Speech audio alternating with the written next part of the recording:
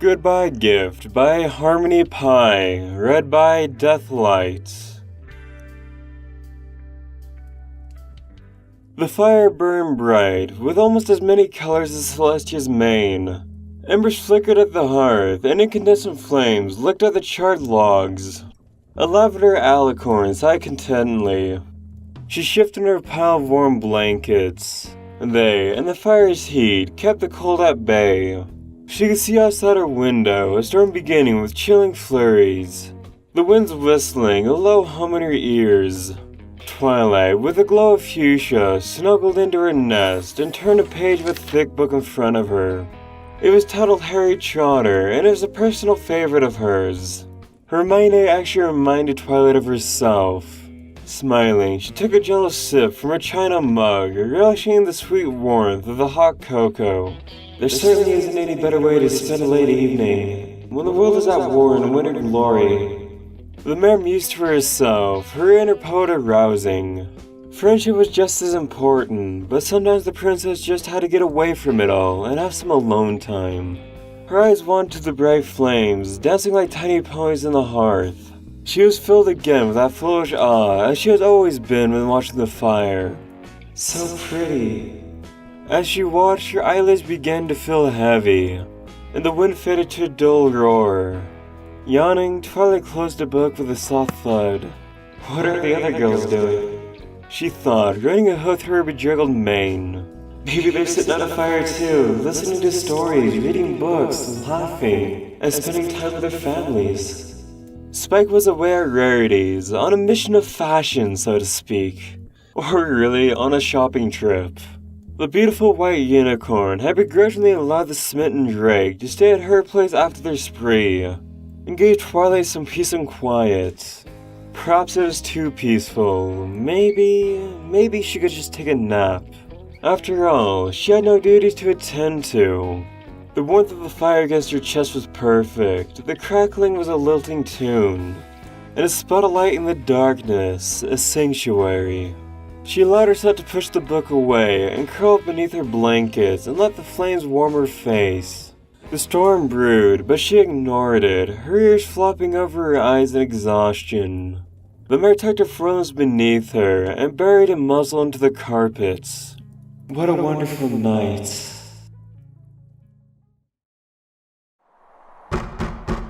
Twilight jerked awake, her heart pounding in the sleep-induced panic. Her blankets tumbled off her body into a heap on the carpets. She opened her eyes to a chilling cold and darkness, the fire long since died out. Gone was the golden, blissful feeling of peace, replaced by unease. Though she would never admit it to her friends, Twilight had feared the dark and the unknown. What good would it do, not knowing everything? As a learner, the mare had somehow clung on to it throughout the years. Come now, Twilight, you're being ridiculous. She chattered to herself, shaking her head. The princess stood up, unsteadily. Shadows stretched along the walls, the long empty hallways dark and foreboding. She shivered in fear and numbness despite herself, and rubbed her legs. It was getting way too late not to be asleep in bed under the warm covers. Twilight stepped along the cold tiles of the floor, murmuring to herself. The woozy mare stumbled to her darkened crystal staircase, then the sound came again. Twilight flinched, scrambling back around to the door. She had almost forgotten the thing that had wakened her up in the first place. The mare scrambled to the door, her pulse pounding in her ears. Stop it! She thought furiously, reaching the door. Whoever was there surely had a good reason, right? She unlatched the door with fumbling hooves and creaked it open by an inch. The princess was greeted by the chilling cold of the storm and pink fur on her outdoor steps. Twilight gasped and threw the door open, welcoming in a wish of wind and the attack of hail and snow. What the? Pinkie Pie stood on the stairs, a red nose, shivering, solemn and straight-haired. Straight me? That could only mean one thing. Twilight, with a cry of worry, grasping the older mare around the withers and pulled her inside with a haste only a friend could manage. She slammed the door shut and held the pony into an awkward hug. Pinkie, what are you doing here? Twilight stepped towards the fireplace, tugging Pinky's mane behind her head to see her cyan eyes. Pinky seemed to struggle against her shivering fits, as her curtain of dark pink fell back over her muzzle. Twilight noticed with a flicker of alarm that small threads of gray were woven into her mane. Without waiting for an answer, the princess ignited her horn. "Oh, you must be freezing, Pinky! Now, please, hold still for just a second. This will only take a moment." A warm glow encased the pink pony and waved in its light. When Twilight released her spell, Pinkie Pie returned to her normal colors, and a smile attempted to cross her face. "Thank you," she whispered, so melancholy that it startled Twilight. "I don't know what you up and did to learn that, but that feels so much better." Pinkie sighed, her shiverings having stopped completely, and her nose was no longer red. She reached out a hoof and held it to Twilight's chest. "No problem, Pinks." Twilight answered slowly, but worry still creased her brow. This was so strange. The Alicorn rubbed her hoof along the ground, nervously glancing up at Pinkie's desolate expression. Then Twilight cleared her throat. "But what are you doing here so late, during a blizzard of all things?" Twilight asked, tilting her head towards the outside. "Poor girl." The older mare flinched, a twisted grimace on her muzzle, and her ears fell flat. "You see, I can see you through the window, and I'm super duper sorry for waking you, but the door was locked." Her scented tongue unfinished. Pinkie shifted her gaze to the floor. The princess narrowed her eyes slightly in confusion. "It's fine, really, but it didn't answer my question exactly." Twilight's eyes widened when Pinkie looked as if she was holding back tears. "Oh no, it's okay, Pinkie. Just take your time, okay?" She quickly sat back beside the fire and lit her horn to allow some light. Pinkie's figure seemed hollow in the shadows, but she didn't sit down. Sighing, the older mare pushed back her mane so Twilight got a glimpse of a couple of wrinkles just below her eyes. "How long have those been there?" "Twi," she began, her high-pitched tone much lower than usual. "I've brought you a gift." Twilight stared at her friend with a look of bewilderment upon her face and tilted an ear up. "A gift?" she asked, softer than intended. It wasn't her birthday or even a holiday. Pinkie Pie nodded ever so slightly, and her cheeks tinted with a darker shade. "I've been meaning to give it to you for a while, but I had this feeling that tonight would be the night. I guess it has something to do with my pinky sense. Cuz just gave me shudders and wheezy sensations until I came here." The older mare pulled Twilight to her hooves, so she was face to face with the princess. Twilight swallowed hard. Was she always a foot taller than Pinkie? Pinkie gave a sad smile. I can't give it to you right this very moment, though," she said quietly, her eyes watering the weak light. Her ears fell back against the dark curtain of hair. Twilight felt her stomach clench up at the pony's expression. "No, please don't cry, Pinkie. You mean the world to me." The princess gasped as if the unspoken words had passed her lips and grasped the mare's hoof. As sappy as that sounded in her head, it was true. Pinkie had been the first pony to welcome her to Ponyville, and her antics made Twilight smile. Pinkie had made her smile in the worst of times, and stuck by her side as her best friend, even through princesshood. If it was important to Pinkie, then it was important to her too. "Why?" she whispered, brushing her navy bangs out of her eyes. Pinkie inhaled sharply and looked down at the smooth floor. "Twilight," she began. "How old am I?" The lavender unicorn furrowed her brow and opened her mouth. "Where did this come from?" "You're 67, of course," she replied without a moment's hesitation. Pinkie's lips pressed into a straight line. "Fluttershy? 68. Dashy? 66. Rarity? 69. Applejack? 65. You?" Twilight hesitated for a heartbeat. 20, 65. Not 25, 65. She reminded herself. Pinkie sighed heavily, her hair fell further over her eyes. reminding Twilight of marble. Do you have little foals? Twilight stood back, wincing. No, I don't. I just haven't met the right pony. That's all, Pinkie. An embarrassed blush blossomed on her cheeks. Twilight, I have foals, Glim and Pearl, you know that. So do all the other girls, of course, but Twilight, where are your foals? The princess bit her lip and stomped her hoof lightly on the floor in the feeling she couldn't describe. Pinkie held up a hoof. No, please, Twilight, I'm not trying to make you upset. Just listen, it's really important, please. Pinkie pleaded, placing a hoof on Twilight's shoulder. The Alicorn remained silent, her mouth clamped shut. Where are your gray hairs, your weakening strength as you pass through the fragile parts of your life? Where are your wrinkles, your kids, your dreams? Twilight, where are you?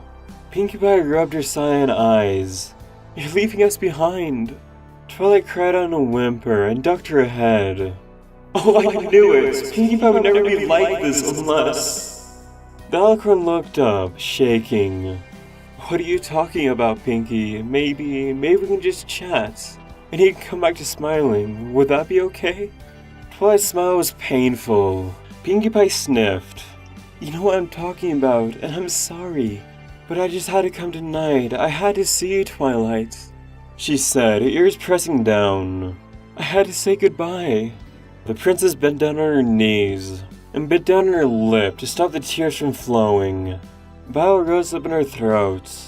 You may think that you're getting older as the years pass, but to everyone around you, you're staying the same, Twilight. You're not growing older with your best friends, your family. I don't know if you noticed, but the girls see it. Fluttershy has to sneak up to Rainbow Dash's cloud house just to lay there and cry with her oldest friend. Applejack and Rarity won't stop working every day just to keep their minds off the hardest thing. You. Pinkie Pie reached behind her mane and pulled out a small box. I don't know exactly what Princess Celestia was thinking. Maybe she didn't want to lose her top, most beloved student. Maybe she knew it would be the best thing in the end. But Twilight, I know you're strong. You're amazing, you're stronger than I'll ever be. You'll be a great ruler when the time comes. She lowered the box to a small table beside the couch. Twilight's heart was pounding. I'm sorry about this, about everything. Everything changes, Princess. Remember when you were a young purple unicorn here to make friends? I do. You made one of the best friends in the world, a certain pink mare that couldn't be happier. I love you, Twilight, as a close friend. I want to see you laugh with joy and smile whenever you think of me. Do not mourn, move on and stay standing. Pinkie Pie moved closer and embraced Twilight with the most bittersweet hugs in the world. Please, do it for me. She placed the little gift in Twilight's arms and hugged her tighter. You'll be powerful, you'll be amazing as always. But until that day comes, I'll be there for you. To help you be the best, to make you smile that bright smile of yours. Twilight squeaked, salty tears mixing with her friend's fur.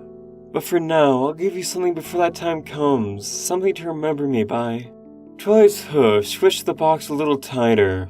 But Pinkie... She shuddered, quivering.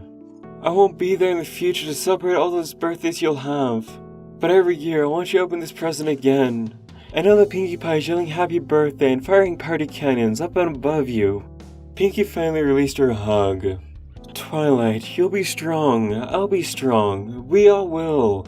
But right now, I want to say goodbye when I have the chance.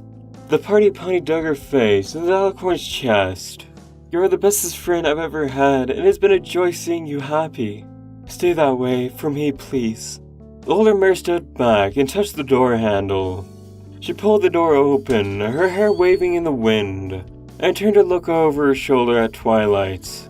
Goodbye, Twilight. The door swung shut with a thud, and Twilight's magic sputtered out. Her mind was whirling from the abrupt visit. The princess sunk to the floor in a heap and sucked in a breath. Shadows closed around, and the darkness welcomed her back in. Pinkie, she whispered, unfurling her wings. How long has she been like that, secretly keeping it in? Whenever Twilight had gone by, her smile seemed real enough, but was that all a mask? Twilight stood up shakily and crawled across the floor to the table beside the couch. On it rested a small, plain box. She lit up her horn for a dim glow. With trembling hooves, Twilight picked up the box and broke the seal quickly. A goodbye gift laying about a bed of thin velvet. Her eyes fell upon the present, a rock. The rock was cut meticulously into the shape of a heart, and woven through the hole at the top of the piece, a string. She brought a hoof up to her mouth to stifle her cries and took out the rock. It was a necklace, that was clear. To a stranger or a mere acquaintance, Pinky's necklace seemed childish, an ugly craft. But in Twilight's eyes, it was beautiful. She noticed little specks of pink that danced in the lights. How thin and perfectly cut the rock was, and a perfect heart. She pressed it against her cheek, already wet with tears. "Pinky, I miss you already," she murmured. With a spark of curiosity, she flipped the stone over. She was greeted with a tiny hatch in the back.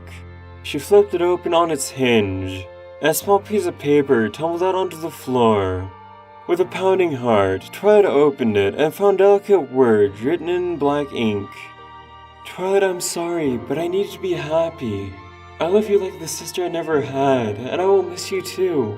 I don't have much time left, but I'll be overjoyed to have spent them with you. You are amazing and kind, and will do many great things later on. I am proud of you, Twilight. Stay strong, smile. Make sure the magic of friendship carries on. And if there's one thing you remember about me, is that I always want you to laugh, not cry." Twilight nearly dropped the stone. She was shaking so bad. "Okay, Pinky, I will." She gently placed the paper back in its hatch. She stumbled over to the mirror that leaned against her wall. Her legs wouldn't support her from the deep pit that used to be her stomach, so she pulled herself up, and Alicorn faced her reflection, choking on sobs.